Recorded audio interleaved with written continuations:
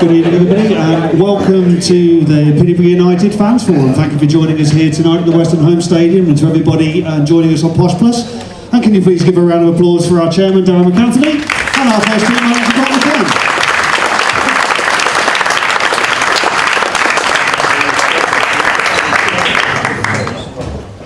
So before we get to questions from the floor, the chairman would just like to make a brief statement.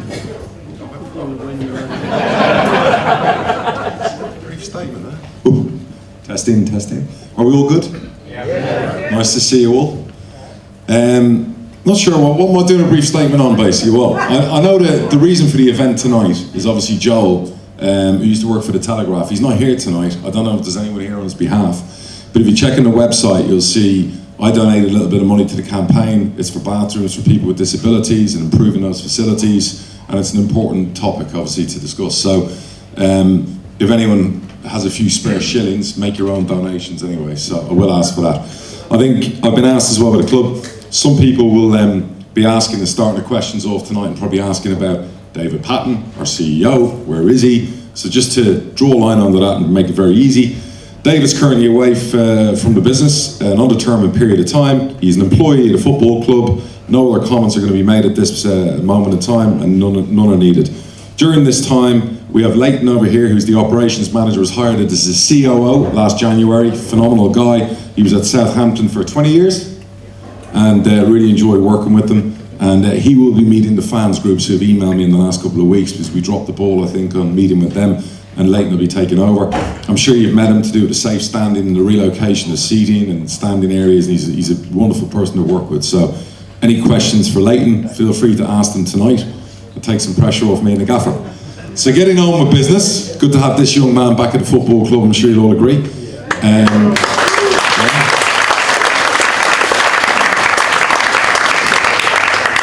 His young boy is away on, as I say, international duty tonight in Northern Ireland, and he's missing watching that game to be here with you guys, so go easy on him, alright? That's the commitment, right? His lovely wife has gone over, of course, but he is here with us planning for a new campaign. So without further ado, hit us with your best. And go easy, please. So just before we start, if you do have questions, if you want to raise your hand, I'll get to you as quickly as I can. Make sure you don't ask a question until the mic comes so everybody can hear what you're saying. A couple of quick things. We're not expecting any fire drills or anything tonight, so if you do hear one, leave. Follow green signs, follow wishing bodies, and if you do have any phones with you tonight, if you can just keep them for the benefit of others, just keep them on silent or off at this time, that would be great. Okay, thanks very much. So let's get cracking. So who's got the first question? Where are we? We're off. Everyone has it. Yes, sir. Evening, Darragh. Evening, Grant. Thanks again, as ever, for doing these things. I mean, I don't know any other football clubs that would have this regularity of being able to speak face to face with the chairman, so we're always grateful for that opportunity. Hopefully it'll be nice and positive tonight. We'll let the ashes of last season smoulder and be put behind us, and we'll look forward. I'm really positive about this season. I've looked at the other squads in this league, and I've come to the conclusion that our squad is, without any question of doubt, the strongest squad in this division.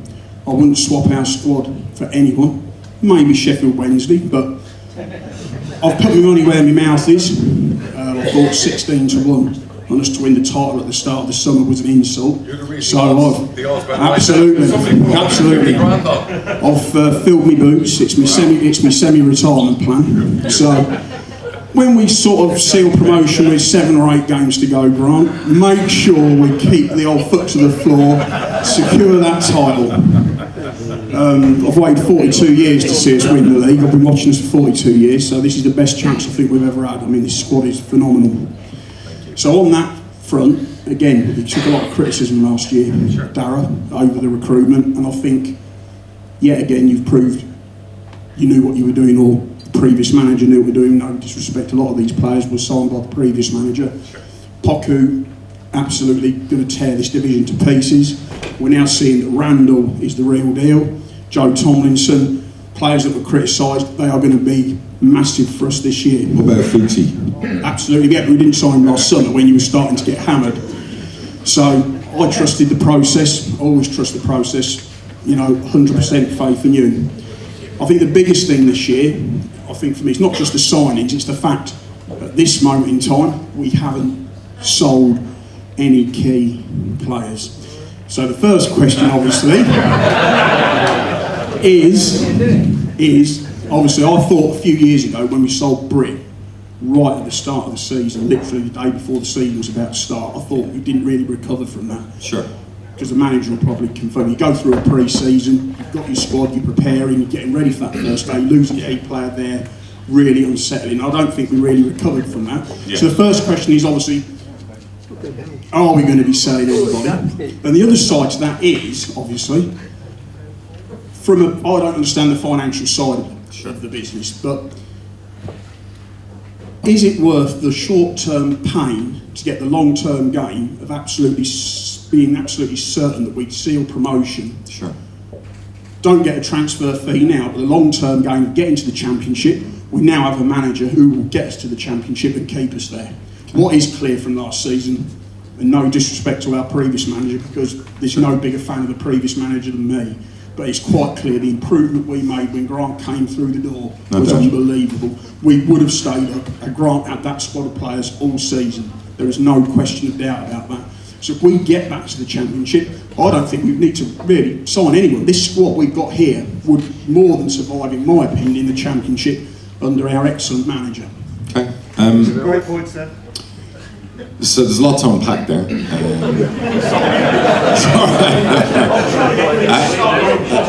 Let me tell you, up until that last bit where you were asking about are we selling anyone, it was like you were a paid star witness for us to sit there asking that first question. It was great. Yeah, a lot to unpack. So where do I start? There's no point in talking about next season. There's no point in talking about promotion guaranteed or any of those things. As we know, this league, if you don't respect this league, you're not getting out of this league.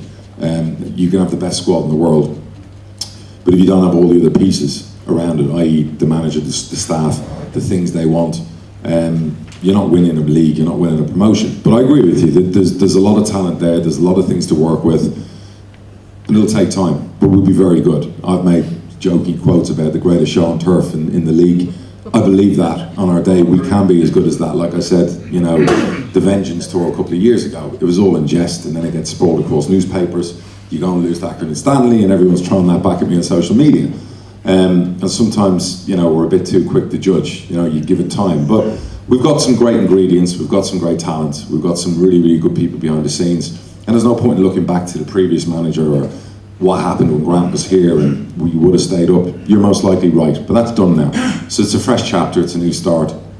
To answer your question about players and recruiting, the club always recruits with year 2, year 3, year 4 in mind at times, hence signing a Poku a year ago, Randall a year ago, who Grant was meant to hit the floor running before the injuries, a Fuchs in January for more summer onwards, all those things you do. Sometimes you sign a player for now, sometimes you sign a player with 6 months' time, he's going to be a really, really good player.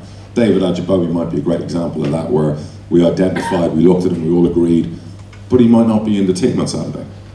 But in January, he could be a massive part of the 11. You don't know that. You have to let people settle in. And I think I've learned over the 16 years, sometimes you throw expectations on people, and I'm the biggest guilty party for doing that with some of our players. You can kill them. So you got to give them the time to adjust to us. When Grant came in, he could see Poku as a talent. But if you noticed, he wasn't in a squad for the first 3-4 games. And that was him probably telling the player, we train a certain way, we do things a certain way, you're going to have to adjust to us. You've got all the intangibles, but we're going to get them out of you the way we work. Now you see him, he's 20, and he's got the world at his feet. But we can't put the pressure on him and say, well, he's going to be the best player in the league. We know he has the ability. Now we give him time to find his feet. We saw what he did to Hull on Saturday. We're optimistic. Lots of that in the building. To get to the point about selling players, we've spent about 3 hours today going through plan A, B, C, D in every position. Because you always have that at our football club, which is sometimes it's a credit and sometimes it's a hindrance. With what we do, people are always going to try and buy our players. We've had many players this summer we've had bids for that we've said no. A, because they weren't good enough for us, and B, well, some players are irreplaceable, you would say.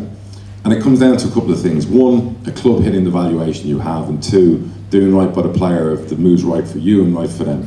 So I'm not going to lie, could we lose a player before the end of the window? Potentially one, maybe two. That's a fact of life.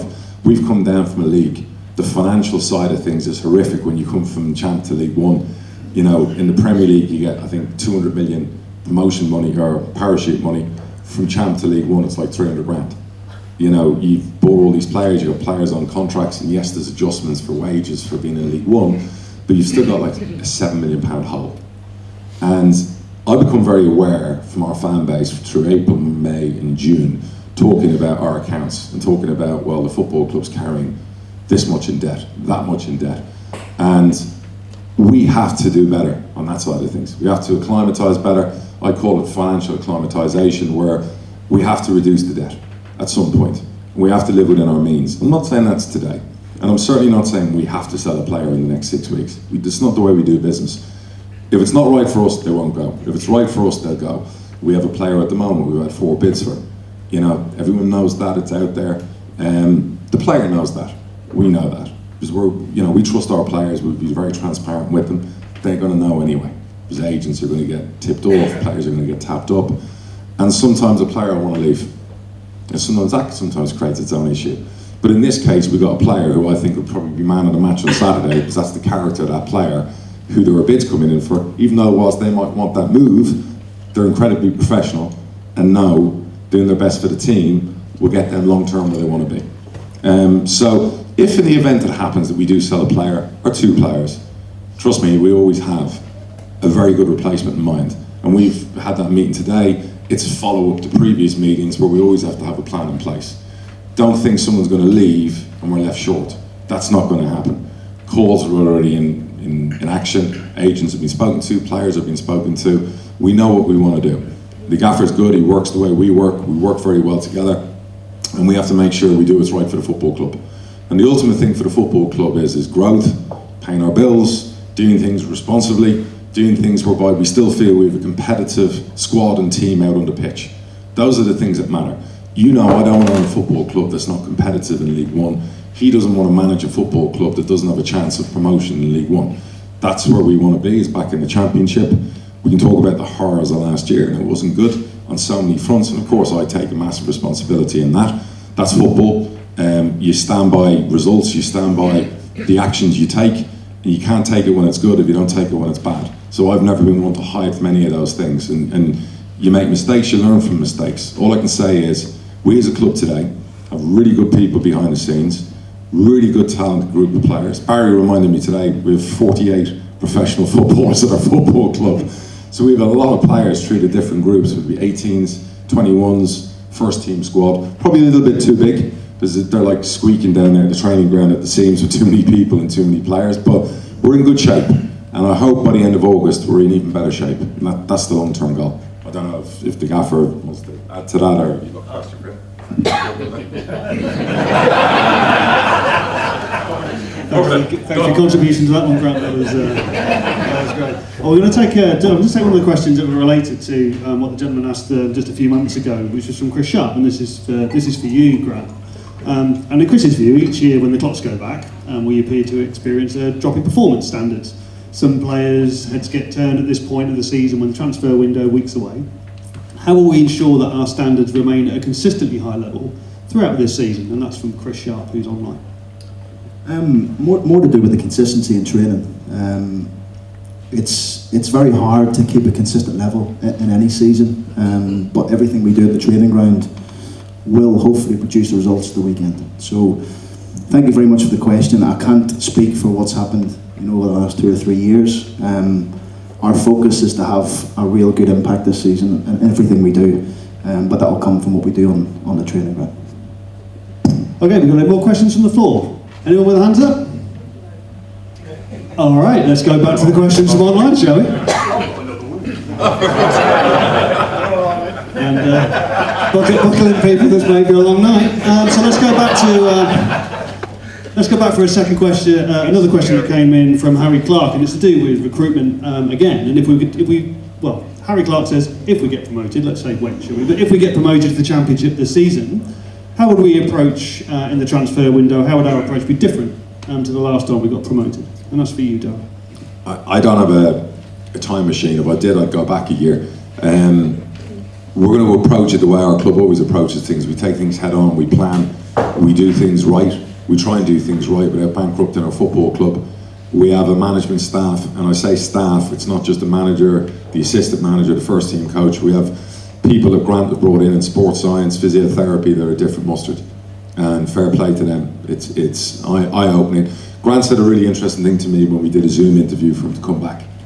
I was in the States, my partners are in Canada, and I remember working hard. It was a Wednesday night or a Tuesday night, and it was like trying to close the deal with his agent, who was driving me fucking wall at the time. And I remember being in my office really late that night. My missus was like, "You've never been this late in the office in the States," because when I'm home in the States, I'm home by 5 most days. And I'm like, I'm trying to get this fucking deal done. But I remember the really interesting thing he said on the Zoom call. He said, "I'm more interested in having the right staff around me than buying players. And I need to get that right before I worry about what we buy on players." And I remember saying at the time to Baz, "That's brilliant, and I like that, because he wants the right people around him. But like every manager, come June, that will change too. I'm more interested in having really good players around me. I couldn't care about all the staff you've got me in here in the building." But no, in all due respect, he's learnt a lot since he's left. He's won titles, he's built teams, he's gone away, and he's got some great experience. And I think one of the biggest things he's learned is infrastructurally behind the scenes. It's not just what you see on the pitch on a Saturday, it's the Monday to Friday. If it's not right there, most likely it's not going to be right on a Saturday. And for him to get it right Monday to Friday, he demands a lot from me, the club, to get those tools around him. Sometimes I can't give him everything because of the size we are, and at times that will be a grind between us, but I'll do my best to give him what I can.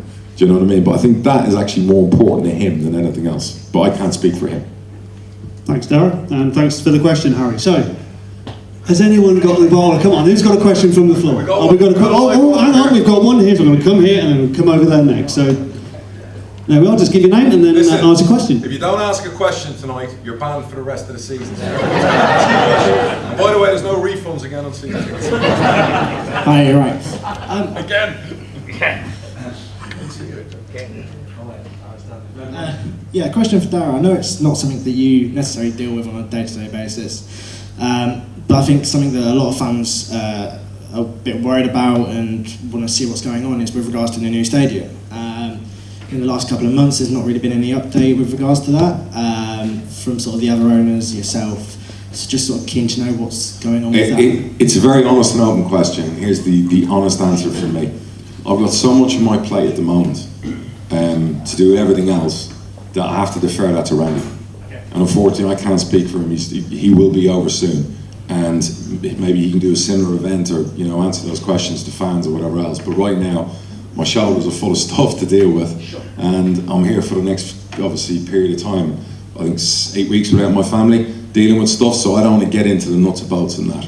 My only priority right now is what's going on right now in the football club with regards to football and other stuff behind the scenes. That's my only priority. New stadium's not. But Randy, that's a different question for him. Okay, so thanks. Sorry, by the way, I couldn't give you that. Thank you for the question. Okay, I think we had some questions over here. Did we not? No, here we are at the back. Yes, sir. First things first, Grant, welcome back, mate. We're well happy to have you back, trust me. Right appointment. Second thing is, it's actually for Darren, this.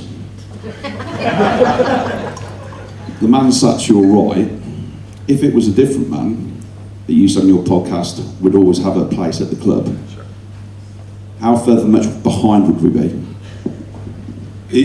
So speak specifics. You've just said that you've seen a massive difference since Grant's. This sounds like a character from Harry Potter, though, who cannot be named. Darren, right, effectively. So Darren was sat next to me. So if Darren was sat next to you, do you feel we would be further behind than where we are now? Because you've just made the point of saying that you've seen a massive I would difference. never. For me, Darren is one of the goats of Posh managers. Even Grant would probably say that. He's been here, won promotions, he's taken the club to certain places. And yeah, of course, he's won things, he's been relegated. And I don't want to make it about what happened before. I met with Darren last week. We hadn't seen each other since the day he resigned. I was telling the gaffer earlier on. And that was just to catch up and cleanse the soul and set some good things. And don't discredit him for not being a learner. He, at the same stage, asked me, what do you find different and better? and I tell the truth. And sometimes, maybe where I've let him down was I didn't give him the tools maybe he needed, you know what I mean, that I'm being pushed now to do. And that's a compliment to Grant, by the way.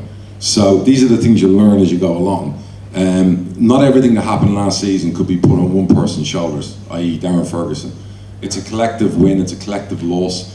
I take a large responsibility of that as well, because obviously I'm the one who helps put together the staff, what he needs, what they don't need, and we were undercooked before it started, and there were lots of things to learn from, but I can look back every day. I always say history won't pay tomorrow's bills. So I can only work on today and tomorrow and going forward. Hopefully if that answers the question. Evening, boys. As a chairman and manager, what are your individual aspirations and goals for this year? Obviously, as fans, we want obviously the best. We want to win the league, get promotion. But what are your personal? What do you expect on and off the field? Listen, we demand a lot every day, like the chairman has said, from the players, particularly, you know, and we want them to be as professional as possible in everything they do, really consistent. Yes, the goal is to try and win the division. There's no question about that. So we have to make sure we drive for that every single day and everything we do. We've got a really good group of players, and it's brilliant working with them every day because there's not one bad egg in there. They work, they run, they fight, and they want to do the best for this football club. And I think all of the, well, probably 70% of the squad have a point to prove from last season, and we want to try and bounce back. So aspirations for me is to drive for that every day, to make the chairman, the owners, everyone connected to the football club, the fans, happy come the end of it. I want something he's got that I don't have, and that's a title. Okay, thanks for your question. Any more questions from the floor? Oh, yes, we have. There we are. I hope this comes over what I want to ask, but it's for Grant. You've been left there, you've not said a lot tonight.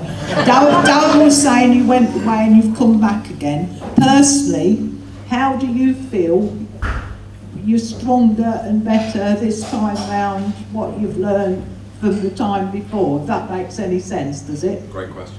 You personally, what do you think, like you've gone up level-wise, what you've learned and all this, everything? Yeah, I definitely think I've improved on everything.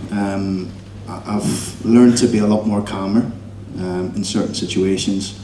I've learned to not take everything on my own shoulders. That's the reason why I've got a very good staff around me.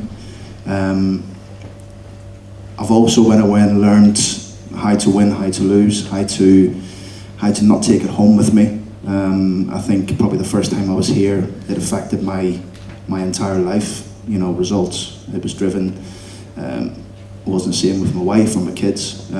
Now it doesn't. You know, I know it's important, but the most important thing for me is my family, without a doubt. So I've learned a lot. You know, the clubs that I've been at, been in transfer embargoes, been best players being sold, being relegated, to winning the league, to ups and downs of football. And I've went and educated myself as well. I've hired a mentor who is really good in terms of keeping me in control of my emotions or my feelings, and hopefully I can pass it on to the players.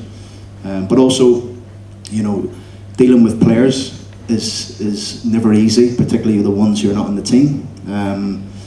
So learning how to deal with them, how to get the best out of them, how to, you know, almost become like a father figure to them, to make them understand that it's a 46-game season. The players are well aware of that.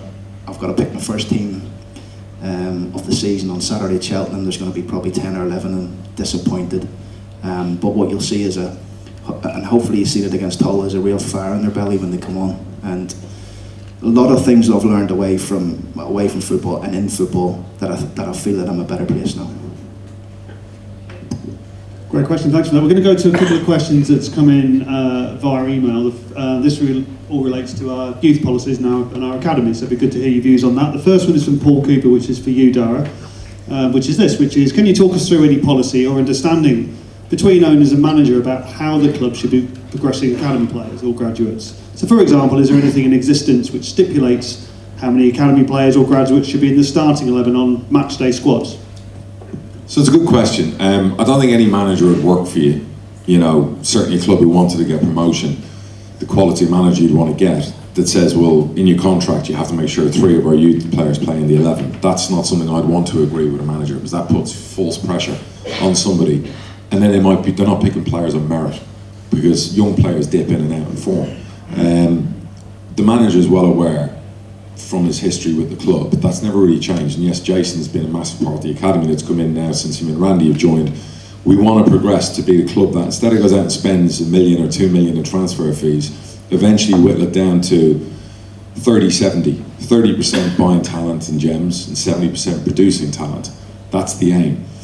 With the management team we've got at the moment, it's an easy one because they're great with young players. You can see that from previous clubs they've been at. They've had players that have been young, they've gone and been sold and been very successful. You've seen at Hull, Hull have just, I think they sold Bowen and they sold the boy Potter. They brought in nearly 40 million from players that Grant and his team developed and made better. So with the players we've got coming through, with the plans with the Category 2, the academy, with the work Scarfy's doing and the coaches in the academy, we're very confident. And his own son's in our academy. So, you know, he's not the type of guy that would have his son at an average academy. We've got a good academy, and it's getting better all the time. And this is year 2, or year 1.5 as a Cat 2. Give us till year 3 or 4, and really see us start coming through from the 14s, the 15s, 16s.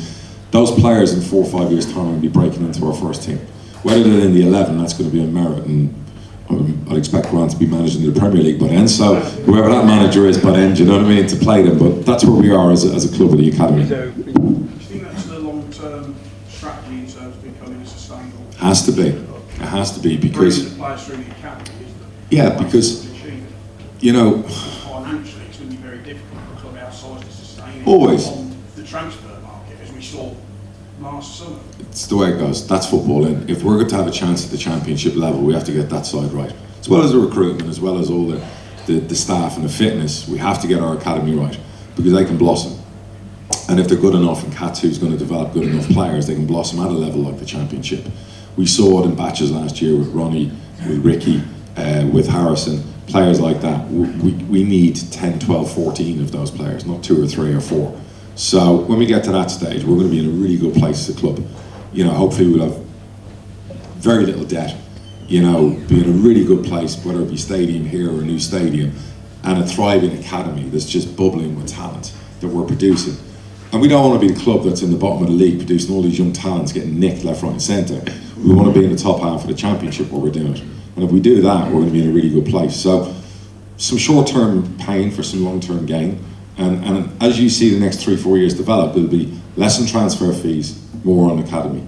That's the way it's going to go. Has to be that way. And to Grant, on a related question, not to put any pressure on him, but this is from Ian Mills online, who sent an email and said, with players from the academy now getting in the first team squad, what young players or players from the academy is the next person or persons we should be looking at to make the breakthrough and become first team regulars? And do you think there'll be any this season? Well, definitely, yeah, there will be, for sure. You know, the 21s and the 18s, it's a tremendous group in there as well. All over pre-season, I think the fans that have been at the games, I've seen a lot of them feature Andrew Oluwabori, Janos, Benji Mensah. Unfortunately, Manny Fernandez is injured at the minute, but we've got real high hopes for him. Charlie O'Connell has been excellent all through pre-season. You know, the keepers, Will Blackmore, Will Lakin, that's just to name a few really. And Joe Taylor's another one, you know, again coming through the 21. So the talent's there. We got to be calm with them. We got to be patient with them. There's a lot of games. There's the Papa John's Trophy this year as well. That I'm sure you'll see a lot of them in that. Although I've been told we have to win it. But no, I'm sure you will see a lot of the players coming through, and the lads in the academy, Kieran and Matty and Simon, Ryan Semple and Jamal Campbell-Rice, people like Matty Dye, they're doing a tremendous job with the boys on an everyday level. Thank you, Grant. We've got another question from the floor. Evening, gentlemen. My question's for Grant. JCH proved himself last season very important to this team. With his suspension, we lacked up front. This season, if the worst should happen and he gets injured, what backup plans have you got? Because I don't see anybody at the moment capable of holding the ball up, being competitive physically, and their goal scoring. How do you intend to combat that? Well, firstly, Jono is a credit to himself in terms of how he's got himself into the shape that he's in at the minute. If I'm going to be truthfully honest with you, myself and Cliff looked at him on the first day we arrived at the football club and felt, and I've told Jono this to his face, to be honest, and it's not me talking behind his back, you're never ever going to be able to play on my team, you know. It's simple as that. He was just in no condition. But I think you've seen him starting to understand us towards the end of last season. He started to score goals, he got stronger, he got fitter, and he's been in all summer working on his fitness. He's dropped probably a stone in weight, his body fat's come down, he's looking real strong and mean. Secondly, I think it's a bit unfair really, given what we've got in the building, that question that you don't see anyone else. I think we've got top players there, and Jack Marriott, Ricky J. Jones, Joe Taylor. Yes, they're different than Jono, I get that, they're different, but we have different ways of playing as well. So, you know, yes, if the worst case scenario came and a big club came in and took Jono, we've always got a plan, but we don't envisage losing him, and hopefully that dreaded word that you just mentioned, that he's good for the season. We'll come to the middle of the side. Here we go. Got another question from the front here. Right, thanks. Do you two guys, or do you ever ask Grant before a game, because it's a football forum, isn't it? Do you ever ask Grant what formation he's going to play and who he's playing before he puts a team sheet out? No, I know. To be honest with you, most of the time, you know, good teams and good squads over the years, you always see 80-90% of the 11 are pretty much the same. The ones that are successful, you have 2 or 3 adjustments, there's injuries, there's suspensions, but I knew the kind of formations he wants to play. We recruited with that in mind, so I would always know based on his players, and we'll speak a couple of times during the week, but I'll leave him to it. And if we speak on a Thursday, you'd be saying, well, that player's injured, or whatever's going on. But I pretty much would guess, I'd say 95% of the time, the 11 he's going to pick. But that's just from knowing him and the staff, what's going on. But I have no interest ringing him on a Friday and asking him who's in the team. Or on a Saturday morning, I leave him alone. So, and that might be astonishing to some people to hear that, but, you know. That's why I'm asking, really. Yeah, no. It's a good question, but what you don't do is you don't, you know, a great artist doesn't have someone telling them how to paint the picture. You know what I mean? So at the end of the day, you leave people to get on with their job. You give them all the tools you can. But of course, we'll speak during the week about players' fitness, health, mental health, any issues, any problems at home. You know, running a football club, you get so much crap that comes up. I say crap, but stuff that just drops out of nowhere, isn't it? I know sometimes when I get a call, is Liz here, by the way? Liz, is she gone? Usually, when I see Liz ringing me, I know there's a serious issue. Usually we'll converse by text and email, I'll see her when I come down here, but the minute her phone's ringing me, I'm like, fuck, there's a problem. If I'm hearing from the manager on a Friday evening, I'll know there's a problem, you know what I mean? So I don't want to see those names come up on the phone usually, but we'll speak during the week. But no, I let them get on with it. It's been the same with every manager. We laughed earlier about a documentary where you see owners in the dressing room and stuff. I have no interest in being in the dressing room. Do you know what I mean? To this day, I think it was Wembley when we won the Paint Cup, or the EFL Cup was when I was in that. No interest. So unrelated to that, on formations then, Grant, we've got a couple of related questions here, one from Isaac Green and one from Paul Cooper. Isaac's saying that the squad's in good shape to play different systems and styles. There will be times during the season we need to play wingers at fullback, and how confident are you that this won't cause our centre-backs to be exposed when facing a counter-attack? Are you worried it might be a waste of Burrows' and Ward's ability to get in the box? Quite a simple, not a simple question there, but also from Paul Cooper, he wanted to know what position do you see Harrison playing more so this season? Yeah, they're good questions, and I'm sure everyone wants to hear the answer in that, and Harrison and Joe Ward in particular. But when we sat down and discussed in the summer in terms of formation we're going to play, identity, how we're going to go about it, what the recruitment's going to look like to come in and fit those positions. We looked at Joe Ward, we looked at Harrison Burrows, we've got Dan Butler injured at the minute, we've got Joe Tomlinson in the left back position. So at the minute, Harrison, as you've seen at the back end of last season, is very adept at playing at left back, left wing, number 10, number 8. He's got a lot of strings to his bow. The boy's going to be, well, he is a serious talent already. And Joe Ward, very similar. You know, I can see Joe playing right back, right wing, left wing. There's different, something that we like as a coaching staff, and definitely the chairman as well, is the versatility of the squad to change formation if we need a game to win a game, or stay with the formation to see a game out. Thank you. Have we got any questions from the middle or from the right? Oh, there we go. Oh, we've got two here. Oh. No, Joe's fine. Joe trained yesterday, so he should be good for Saturday. Good news. And I think the follow-up to that as well is, like, people sometimes go, well, articles back in April or March about we have wingers playing at fullback and we don't have the personnel. And people forget it's the Championship. And that's no disrespect to League One. But if Harrison Burrows and Joe Ward couldn't play at that position at this level, after what we saw at the end of the season in the Championship, that's where the manager and us, when we sat down and did recruitment, we were like, all right, right back, you've got Nathan Thompson, you've got young Benji coming through, you've got Joe Ward who can play there, Tomlinson can play left and right. Sometimes you can't stockpile players. I'll see, like, some fans say to me, why aren't we signing the left back? Why aren't we signing the right back? Okay, great. Stan Butler's back in 3 weeks' time. So you got Tomlinson, him, and you got H. Ozzy's filling in. How many more left backs do you want in the building? Because he's going to have a problem when 3 of them aren't in his matchday squad. Do you know what that creates in the training ground?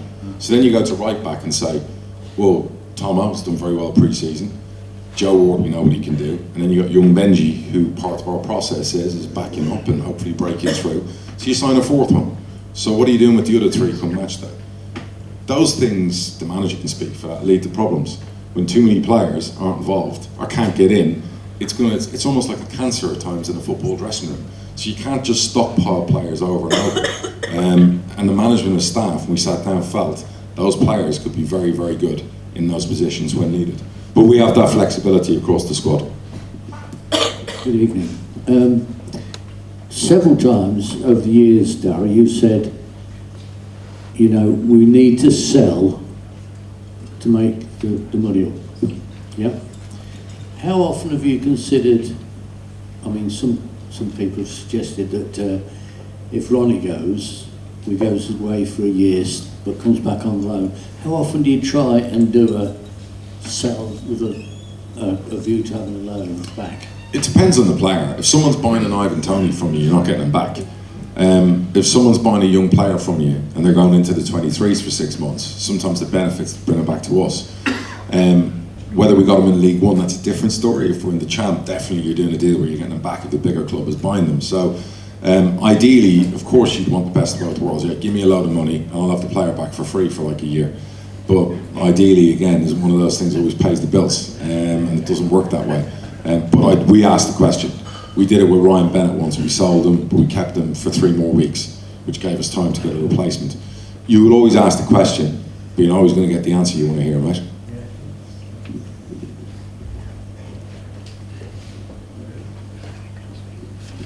Sorry, second football question.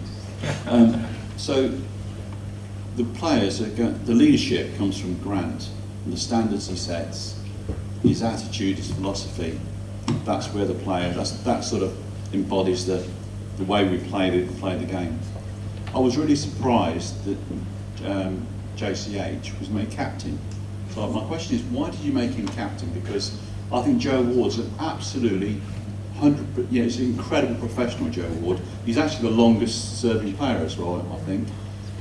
So he would have been, I would have understood that. Can you explain why JCH was made captain?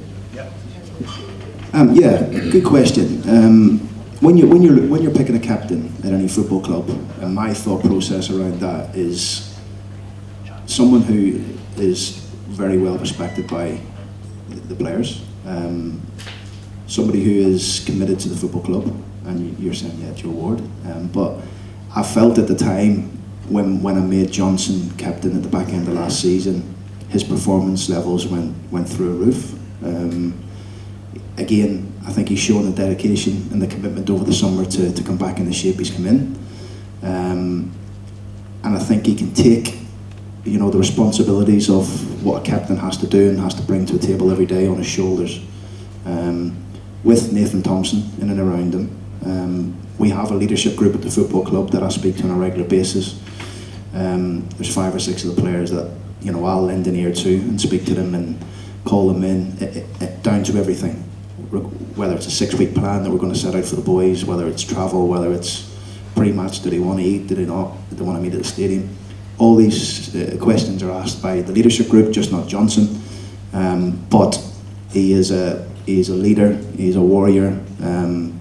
He's proved that he can score goals in League One and the Championship, and the players respect him. But they also respect Joe. I'm not saying they don't, but I think Jono can take it on his shoulders when we lose a game or, you know, things are going not as planned. I think Jono's got the calmness to control the rest of the group. Question here, and we've got 2 more here. I was actually going to ask something about that, because I thought Nathan Thompson was really good. So was the decision that you would come in and bring your own captain? That's question number 1, if I'm allowed. And question number 2, I'd be keen to know a lot more about the training and what that consists of on a daily basis. And actually, I've got a 3rd question. Sorry. Obviously, you seemed a bit, you seemed a bit disheartened last season, obviously, through what everyone went through, as were we as fans. And I think a lot was said about whether you'd stay. And I just wonder whether you probably hate for me for asking this, but how committed you are to staying now? I'll let you answer first, too. I can't remember the first one now. Johnson, you're there, bring your own captain, Richard. Yeah, Nathan is a tremendous professional, and you know, it's good at the football club because we have very good professionals. You know, boys that have been around, the likes of Jack Marriott, Nathan Thompson, Joe Ward, Johnson Clark Harris, Frankie Kent. There's a lot of good leaders in there. But we felt Johnson was the right one for that job, and he was absolutely delighted when we told him. But Nathan will be there to help and support him, as well as the other ones that I mentioned. In terms of training, it varies a little bit. We're very intense in what we do. Everything is, you know, based around intensity, fitness, hard work.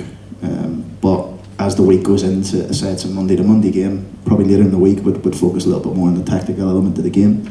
A lot goes into preparing the team for every game, you know, so there's little things like, I showed the chairman, I don't think he'd seen it before, we get a 4-page document on the referee, just the referee, and we know every single thing about him, where he's from, how many kids he's got, etc, etc. So that's just a little thing, but I mean, even on the teams, the opposition, the analysis that we do, you know, Sam Cochrane's in there working for us at the minute. He is fantastic on what he does. The analyst, they probably watch about 4 or 5 games of the opposition. They bring a lot of stuff to me. My staff watch it. So there's a lot going into picking the team, a lot going into the training, and we'll base the training around sometimes the opposition that we're playing. But hopefully we don't play in a different way. We're still the same and progressive in how we do it.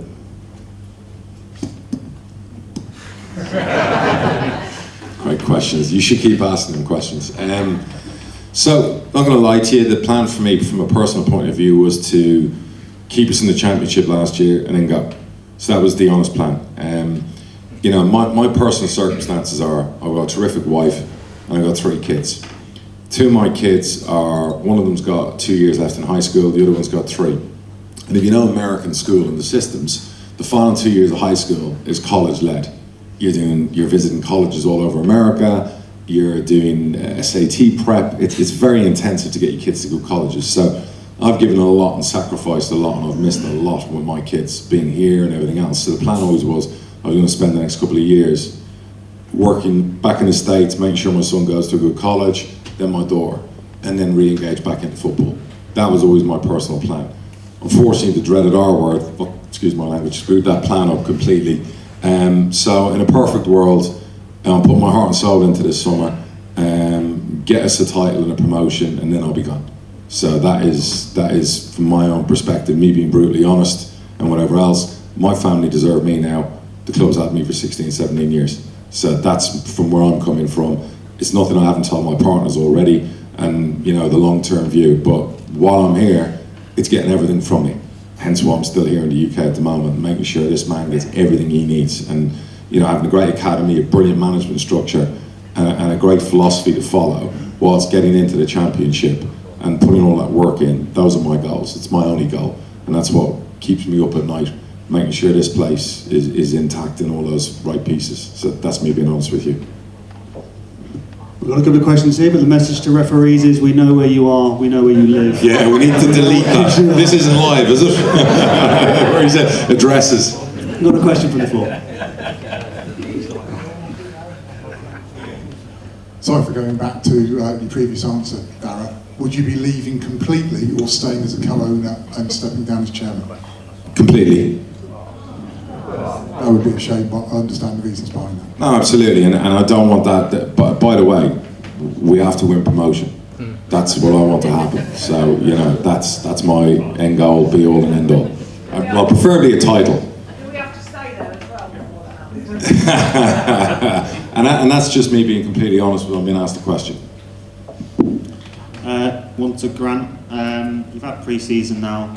Do you know your first 11? If you do, giving us a few name drops of who would be in your first 11. I mean, look, I've been really pleased of how pre-season's gone. Yes, we've had a couple of knocks and niggles throughout, but nothing serious. They're in a really good place physically and mentally, and everyone's ready for the game. In terms of the 11, do I know the 11? I probably know 10 of them. I've probably got a position where I need to sleep on and think over, but I definitely know 10 that'll start. But in terms of telling you now, I'm sure Wade Elliott's watching here from Cheltenham. I'm sure he's very paranoid, by the way. We had what was it, the school? He wants me to get like signboarding all around in case there's spies. Wasn't it Bielsa style? You know, looking at his formation in the set plays on the Thursday. Again, attention to detail. It's good. Yeah, no, but I can't tell you that. Yeah, but I know at least 10 of them. So a couple of questions from some of our online guests. One of them is from Alan Ennis, which is, it's going back to the stadium actually, Darragh, but this one, which is why the club not using the Desco stand instead of fitting rail seating in London Road? Would it have been more cost effective to close London Road and have the Desco as the home end? I'll let Leighton answer that actually. Stadium exhaustion for me. And that man over there has been dealing with everything to do with the new stand getting sorted out, the old stand getting sorted out. Quite simply, I think we wanted to preserve the tradition of London Road. It's been a terrace for as long as this club has been here, and we wanted to keep it like that. Well done. Short and sweet, that's why I like them. Well, see if we can answer this one then, Darragh. So this is from somebody called Stephen, but there's been a noticeable increase in the amount of signings from other EFL clubs this pre-season from the Irish League. And has our previous experience of these types of signings from Ireland not working out stopped us from looking anymore, or both, and being an Irishman yourself, are you still keeping an eye on the league? Yeah, there's a bit of scar tissue from previous signings from there. We've spent money and none of it's come off. But with time you get past that. And I've seen clubs, Oxford, MK Dons have done it this summer. We have scouts, we have connections in Ireland all the time, tipping us off the players. We were speaking about it earlier today. We're not close to it, and obviously with myself and McCann being from over that way, we'd always like talent coming from both north and south, particularly the best talent. So we're not close to it, but at the moment there's nothing in our plans as of today. Like I said, we're cooked and we're done, unless we sell somebody. Well, speaking of selling somebody, this is again from Isaac, and it's about Ronnie. You've set your valuation of Ronnie Edwards and already spoken about how first-team football is important to him. But most Championship clubs won't be able to afford the asking price. Do you honestly think he's ready for first-team football in the Premier League? Or do you think eventually accept a lower offer from a Championship club? No to number two, and as God is my witness, I think he could play in any Premier League club tomorrow. And I think he's one of them because of his calmness and his personality, that at first they'd sign him as a project, like we did when he was younger, and then see him as somebody that's ready straight away. He has the temperament for the highest level. Sometimes players have all the talent in the world, but they don't actually have the temperament. And the temperament's what stops them having a top career. And this is just my personal point of view, the Gaffer might have a different one. His temperament should allow him to play as high as he wants. So I'm astonished German clubs haven't tried actually, because they've been nicking all the best English talent. And I know quite a few of them. I'm watching them in the Euros, or in the tournament he won. But I think the kid can go as far as he wants. And we're happy he's here. He's an incredible asset to us while he's here. And we'll enjoy him while he's here. Any questions from the floor? Here we go. Hey, I got a question actually for Grant. You talked a lot about infrastructure and the importance of infrastructure behind the scenes for the football club. What are some of the things that are really important to you in actually making sure you have all the support system that you need, that not necessarily was different from before, but you think it's kind of modern football, it's things that you may not have had or wanted 5 years ago and you realise is now important to you? Yeah, very good question. And, again, the chairman's already mentioned it, but one of the first things I did say to him when I came in is staffing's really important to me, and we're all held accountable for things that go on the football pitch. That's why it was really key to me to have my own staff and with me, as well as we've kept the one or two of the staff that was here under Darren. But yeah, they're a tremendous staff. They work so hard. They've all got their own roles and responsibilities that they follow to a T every single day. We leave no stone unturned in terms of what we do, whether it's training, games, 23s games, 18s games, we know everything. So I think it's key to in any football club, and I think it's probably why, well, I know what it is, it's why we were very successful at Hull, because we had a tremendous team there, and now we've got that at Peterborough. As an example, because I know you want specifics in some of them, so I'm going to share this as an example. So the manager comes to me at the end of May and goes, look, I need to get the chef some help. And I'm like, you're lucky to have a fucking chef, do you know what I mean? Like players. But this is modern football. So his argument was, look, the place needs to be cleaner, the food needs to be better, and one chef dealing with youth, first team, staff, it's a lot. And we can't produce the quality we want, so he needs an assistant. So I said, okay, we have to find that somewhere. So the quid pro quo is the assistant's going to prepare food for the parents that go to all the youth games during the week, and we're going to open a canteen that will help pay the wages for the assistant. So he wants something I can't give him, then I come up with a creative idea to give him what he wants, and then there's a compromise and a meet. So just that little thing alone, I'm hearing from the players, the food's going up a notch. The cleanliness, the hygiene, everything around the place is making them feel they want to sit and eat and stay and eat at the stadium or at the training ground. So just a little example of some of the standards of we want more. And I get that. And he's been at bigger clubs and he's picked up some expensive habits. That's a good thing, and that can be a bad thing sometimes as well, because I have to say no. But I understand, you want the best. Because he'll always say to me, one of his arguments to me was, you can't have a player that you expect to sell for 10, 15, 20 million and not feed them with the right fuel and not give them the right tools. Otherwise you're not going to get the full value. And that's a brilliant pitch, by the way. And of course I'm buying in as much as I can afford to do. Yeah, exactly. Oh yeah, I didn't bring that up. Question from the front? Cheers, I've got a question, one for each of you. First, Grant, how do you keep a player like Jack Marriott happy if he's not starting week in, week out? He might start on Saturday, of course, but for me, he's a championship striker, probably the best finisher in the club. That must be a really difficult balancing act to keep him interested in whatever we're trying to do and him not looking elsewhere. And for Dara, sorry, a little bit less positive.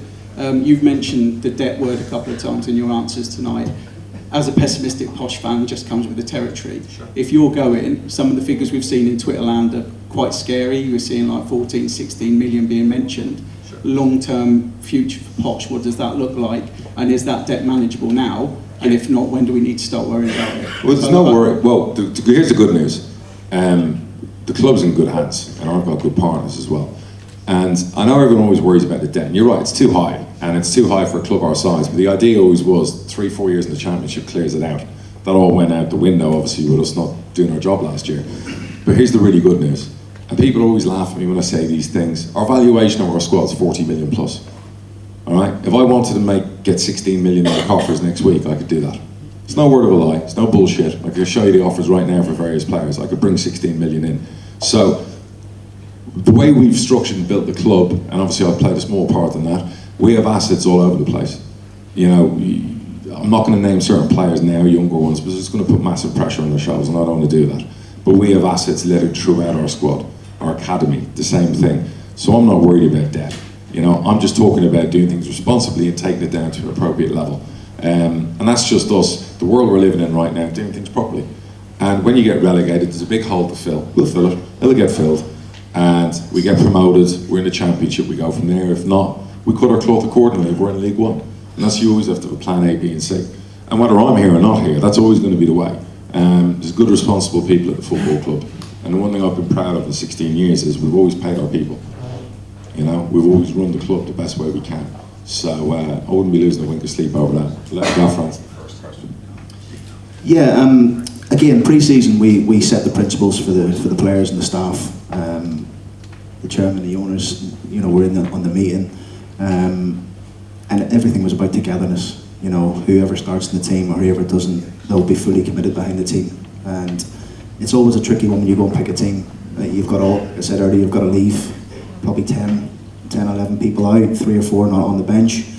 It's going to get even more difficult when the injured players come back, the likes of Norburn and Butler and Fernandez, and you know, it goes on. So yeah, we're just pleased that what we have. I think we've got a very good 6, 7 in that front end of the pitch, 7 anyway.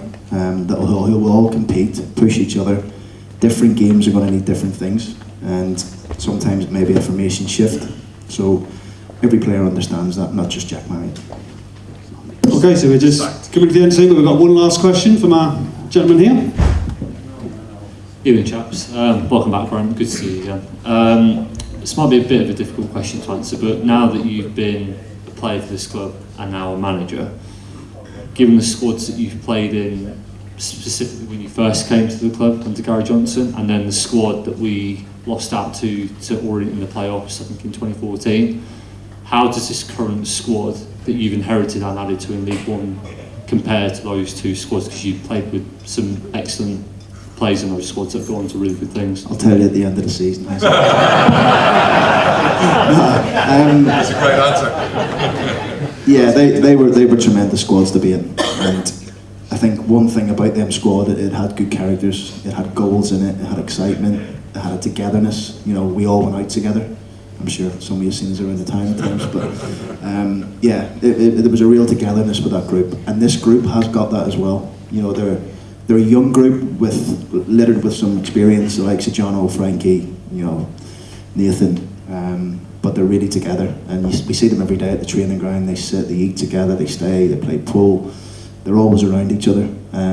Hard to tell in terms of where they are from a talent point of view. I guess the proof will be in the pudding come the end of the season. All right, thanks very much. So we're just about coming to the end now. There's a couple of questions we didn't get to. One from the Referees Association that came in just a few minutes ago. But, we'll skip past that one. But I think you've had a very full and frank assessment of where we are, both on playing side and on the other side. So can you please give it up for Darren? Thank you.